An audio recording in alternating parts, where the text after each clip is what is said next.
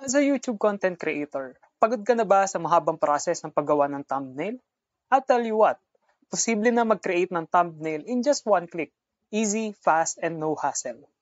Kumusta mga content creators? Ako ang gabay mo pagdating sa mundo ng AI. In this video, ituturo ko sa inyo ang isang game changer sa paggawa ng inyong YouTube thumbnails.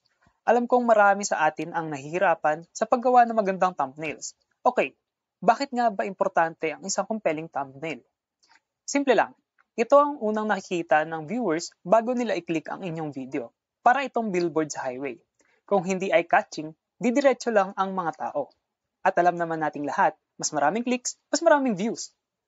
Dati ang paggawa ng magandang thumbnail ay nangangailangan ng oras, skill sa graphic design, at higit sa lahat, mahal na software. Pero dahil sa AI, everything changed. With Canva AI, you just need to input a prompt, and ito na ang magge-generate ng template na gusto mo. So, paano nga ba ito gawin? Let's dive in.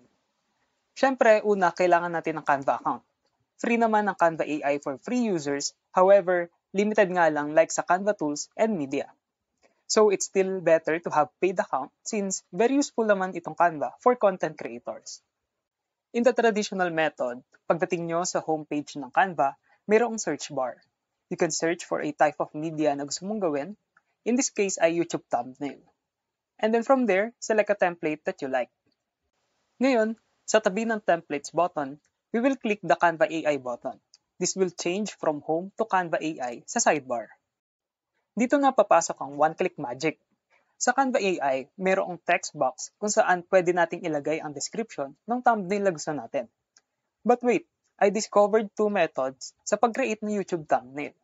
The first one is by clicking the Design for Me button below the prompt panel, and the second one is by clicking Create an Image, kasi image rin naman ang thumbnails, diba? Ano ba ang difference nila? Sa Design for Me, template ang ma-generate nito where you can edit the elements, unlike sa Create an Image. Well, image ang magagawa na di na i-edit ang elements. So if you need text or i-edit yung elements sa generated thumbnail, choose Design for Me. But if ayaw mo na mag-edit pa, you can choose Create an Image. Now, let's proceed first sa Design for Me.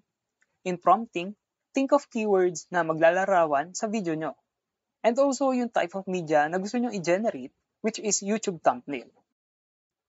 Halimbawa, kung ang video ko ay tungkol sa paano magluto ng adobo, ang itatype ko lang ay create a YouTube thumbnail with the following keywords: easy adobo recipe, Filipino food, delicious.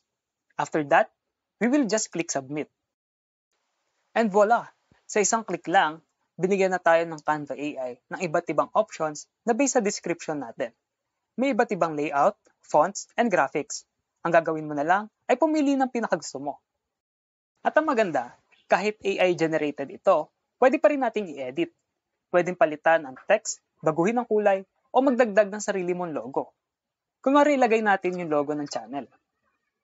Ayan! Imagine sa loob ng ilang segundo, meron ka ng professional-looking thumbnail. Now, try naman natin mag-generate using Create an Image. Type lang natin ang same prompt. Create a YouTube thumbnail with the following keywords: easy adobo recipe, Filipino food, delicious. The option pala to choose kung anong itsura ng image na makikreate ng Canva AI. So try natin smart. We can also choose yung aspect ratio pala since we want to create an image.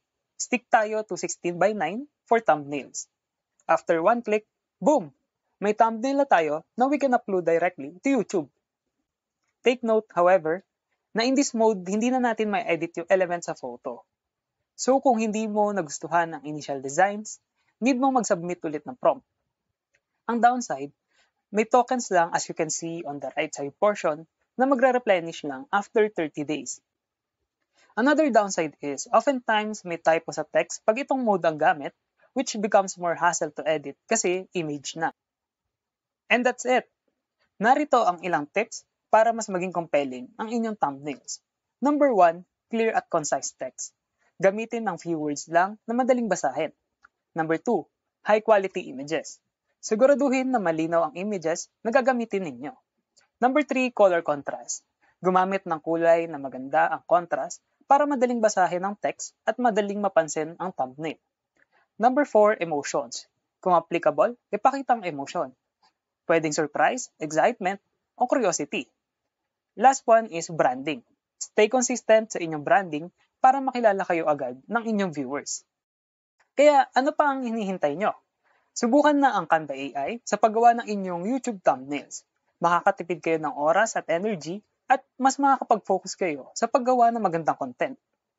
I hope may natutunan kayo sa video na ito. Kung nagustuhan ninyo, huwag kalimutang i-like, mag-subscribe, at i-share sa inyong mga kapwa content creators. At kung may questions naman kayo, i-comment lang sa baba. Again, ako ang gabay mo pagdating sa mundo ng AI.